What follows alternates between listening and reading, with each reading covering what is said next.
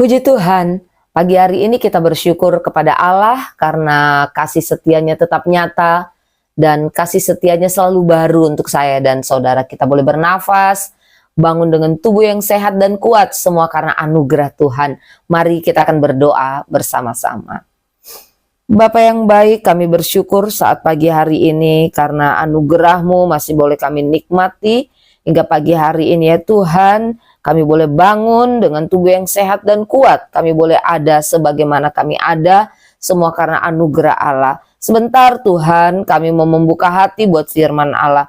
Tolonglah kami supaya kami memiliki hati yang lembut untuk kebenaran firman-Mu ya Bapa. Ampuni setiap salah dan dosa kami. Dalam nama Yesus kami berdoa. Haleluya. Amin. Puji Tuhan.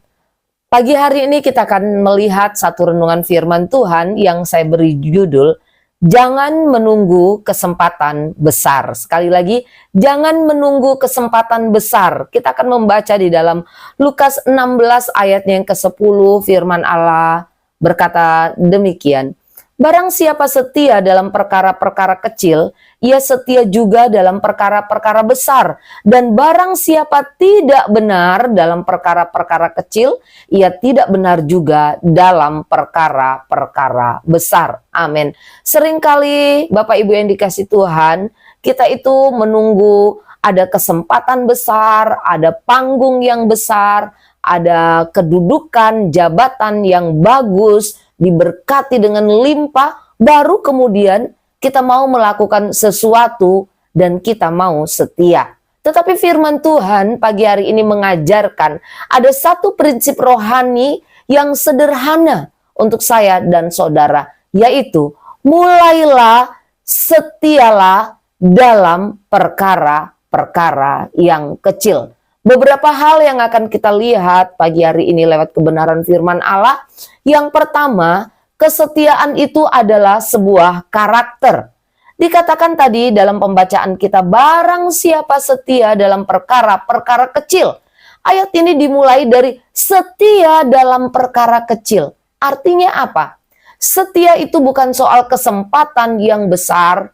Setia itu bukan berbicara tentang jabatan yang bagus, kekayaan yang limpah, talenta yang luar biasa, dan lain sebagainya. Tidak.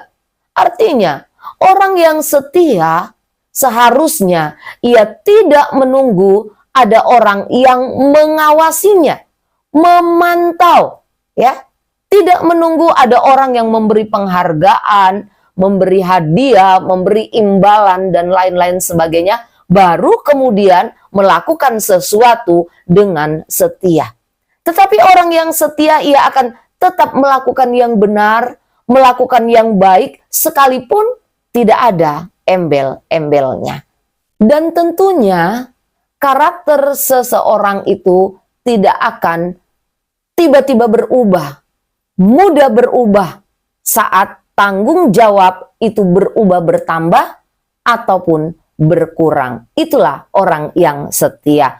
Mari Bapak Ibu yang dikasih Tuhan, sama-sama kita belajar untuk apa? Untuk setia dari hal-hal kecil. Maka dalam perkara besar pun kita pasti akan setia. Karena kesetiaan itu adalah sebuah karakter. Dan yang kedua, lewat perkara kecil, integritas kita diuji. Firman Tuhan menuliskan, barang siapa setia dalam perkara-perkara kecil, ia setia juga dalam perkara-perkara besar.